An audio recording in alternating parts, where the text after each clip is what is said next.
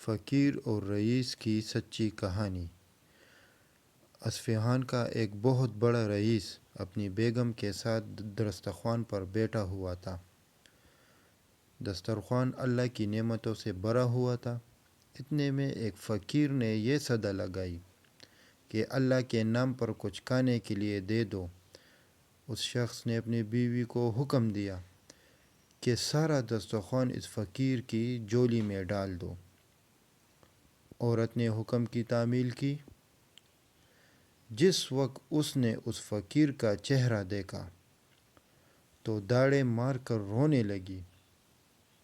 اس کے شوہر نے اس سے پوچھا، جی بیگم، ہوا کیا ہے؟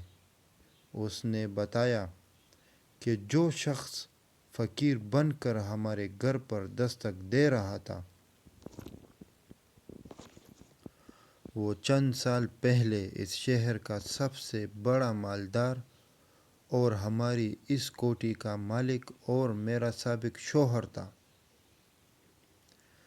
چند سال پہلے کی بات ہے، ہم دونوں دسترخوان پر ایسے ہی بیٹھ کر کھانا کھا رہے تھے جیسا کہ آج کھا رہے ہیں۔ اتنے میں ایک فقیر نے صدا لگائی کہ میں 2 دن سے بھوکا ہوں، اللہ کے نام پر کھانا دے دو۔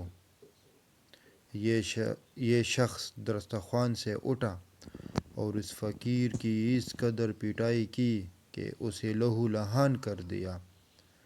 نہ جانے اس فقیر نے کیا بد دعا دی کہ اس کے حالت دیگر گوں ہو گئے، کاروبار تپ گیا اور وہ شخص فقیر اور کلاش ہو گیا۔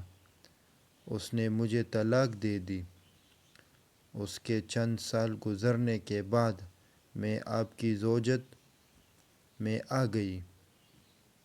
شوہر بیوی کی یہ باتیں سن کر کہنے لگا، بیگم، کیا میں آپ کو اس سے زیادہ تعجب خیز بات نہ بتا دوں؟ اس نے کہا، ضرور بتائیے۔ کہنے لگا، جس فقیر کی آپ کے سابق شوہر نے پٹائی کی تھی وہ کوئی دوسرا نہیں بلکہ میں ہی تھا۔ کتاب البرگردش زمانے کا ایک عجیب نظارہ یہ تھا کہ اللہ تعالیٰ نے اس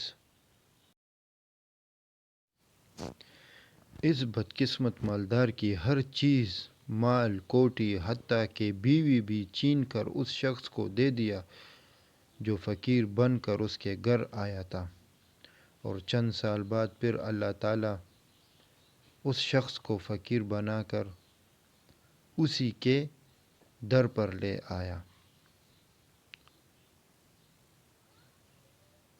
وَعَلَىٰ كُلِّ شَيْءٍ قدیر۔ تاریخ ایسی عبرت آموز واقعات سے بھری پڑی ہے، شرط ہے کہ انسان اس سے عبرت پکڑے۔